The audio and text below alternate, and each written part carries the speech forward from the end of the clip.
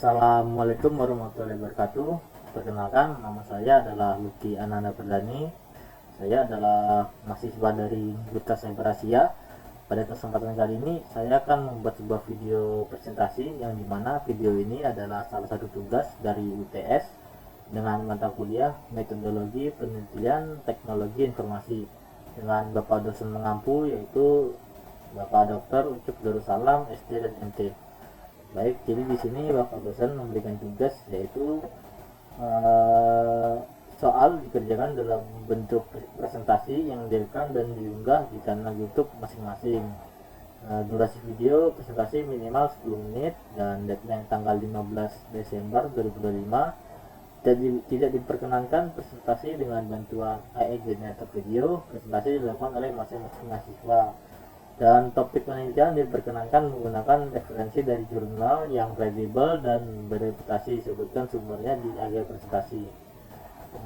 Itu ada petunjuk pekerjaan soal, dan soalnya sebagai berikut, yaitu buatlah tanda topik penelitian yang menggambarkan aspek sebagai berikut dari masalah sistem, metode usulan, dan capaiannya.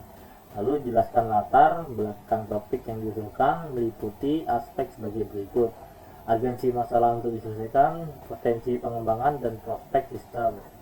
Lalu ada juga gambaran umum kelemahan atau masalah cara kerja existing system, dan jelaskan masalah penelitian yang meliputi aspek sebagai berikut. Yang poin ke A, kelemahan cara kerja sistem.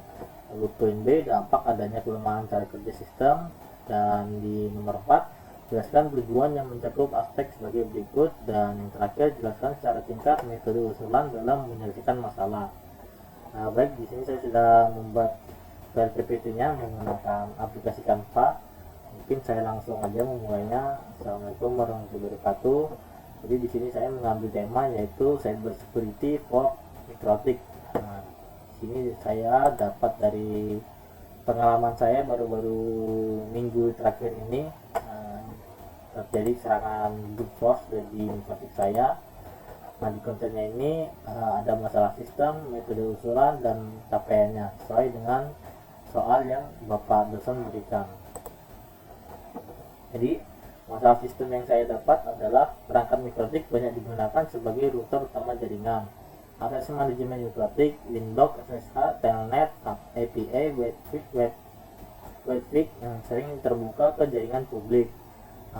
Ini sangat baik sekali, terutama kita yang menggunakan IP publik. Lalu menggunakan port default. Nah, kalau kita tidak mengubahnya, dia akan otomatis menggunakan port default. Lalu kondisi ini menyebabkan perangkat rentan terhadap serangan brute force. Fakta teknis brute force ini adalah percobaan login berulang kali menggunakan kombinasi username dan password. Lalu serangan sering berasal dari bot otomatis di internet. Log mikrotik ini menunjukkan login failure via API, lalu ada via Winbox dan via SSH. Dan metode usulannya yaitu menonaktifkan IP service login yang tidak digunakan. Berikut caranya: masuk ke IP service, lalu identifikasi service yang tidak digunakan, disable service berikut jika tidak diperlukan, seperti FTP, Telnet, Netflix, API, API SSL. Sisanya hanya service penting saja, misalnya menggunakan Winbox seperti aplikasi yang saya gunakan ini. Jadi ada beberapa yang saya matikan ketika terkena brute force kemarin. Dia ada di IP service. Nah, ini ada semua saya matikan kecuali Winbox sekarang untuk men-setting jaringannya. Lalu capaiannya adalah capaian keamanan sistem menurunnya percobaan login ilegal pada log mikrotik. Lalu permukaan serangan attack surface berkurang, lalu router lebih stabil dan aman karena kemarin sempat kena brute force, jadi jaringannya itu sempat lelet. Maka leletnya bukan dari banyak pemakaian ya, tapi karena percobaan sistem login tersebut. Jadi di CPU-nya ini sekarang kan 2%, kemarin itu sempat sampai 94%, seperti itu.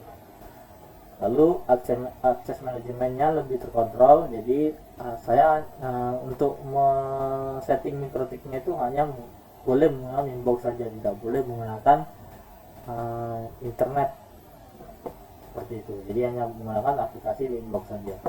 Dan risiko kompromi sistem dapat diminimalkan. Indikator keberhasilan, log tidak menunjukkan login failure berulang, tidak ada akses dari IP tidak dikenal, router tetap dapat dikelola secara normal oleh admin. Nah, urgensi masalahnya sesuai dengan poin tugas nomor 2 dan poin A, yaitu router adalah gerbang utama seluruh jaringan. Serangan berpos dapat menyebabkan pengambilalihan router, perubahan konfigurasi ilegal, gangguan dan kebocoran data. Serangan terjadi terus-menerus dan otomatis dari internet, dan menonaktifkan IP service bagian yang digunakan menjadi langkah cepat dan efektif untuk mengurangi resiko. Lalu soal nomor 2 poin B, potensi pengembangan dan prospek, yaitu dapat dikembangkan menjadi standar keamanan dasar mikrotik. Nah, ini sangat bagus sekali. Jadi standar keamanannya ketika pertama-tama kita mau setting mikrotik, lalu mudah diterapkan pada jaringan kecil hingga besar, tidak memerlukan biaya tambahan, dapat dikombinasikan dengan firewall filtering, pembatasan IP access, monitoring log keamanan, dan meningkatkan kualitas dan kesadaran keamanan jaringan.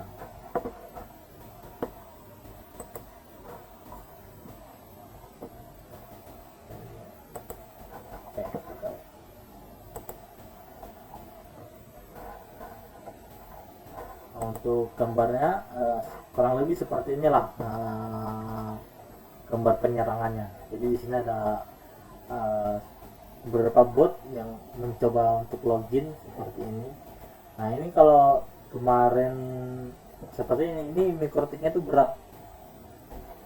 Nah, jadi saya teliti apa masalahnya dan kebetulan dapat di website ini, dan dapat juga cara mengatasinya seperti itu. Nah, kelemahan sistemnya dari tugas nomor 3 poin A, yaitu akar permasalahan itu IP service login yang aktif secara default. Nah, tadi itu dia aktif secara default, jadi ketika pertama kita setting mikrotik, dia kan otomatis aktif dari FTP, Telnet, SSH, Windows, Webpack, atau APA, SSL. Dan portnya itu standar, jadi mudah di scanning, lalu tidak ada pembatasan IP sumber login, jadi semua aja bisa login dari mana saja. Nah, kalau saya matikan semua kan otomatis yang bisa login hanya dari lokal menggunakan inbox, jadi ya harus dimatikan.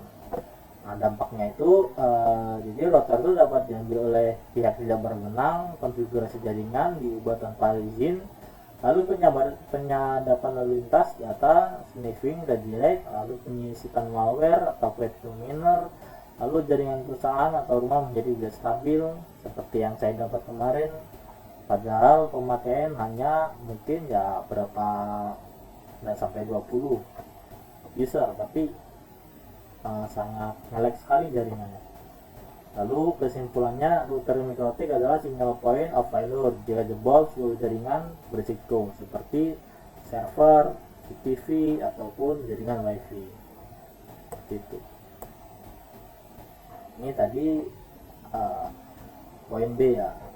Lalu yang selanjutnya dari kesimpulan, serangan berpos ini adalah ancaman nyata pada mikrotik. IP service login yang aktif menjadi celah keamanan.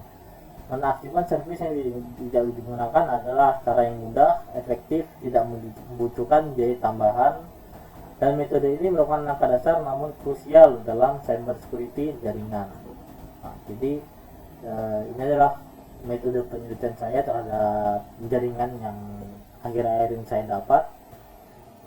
Untuk tadi poin terakhir, topik penilaian diperkenalkan menurut dari jurnal yang saya dapat dari citraweb.com. Ini web yang sangat bagus sekali juga. Dia juga melayani layanan ataupun training mikrotik seperti CCNA seperti itu. Ya, saya dapat dari sini. Mungkin itu saja presentasi dari saya. jika masih banyak kurangnya saya mohon maaf. Assalamualaikum warahmatullahi wabarakatuh.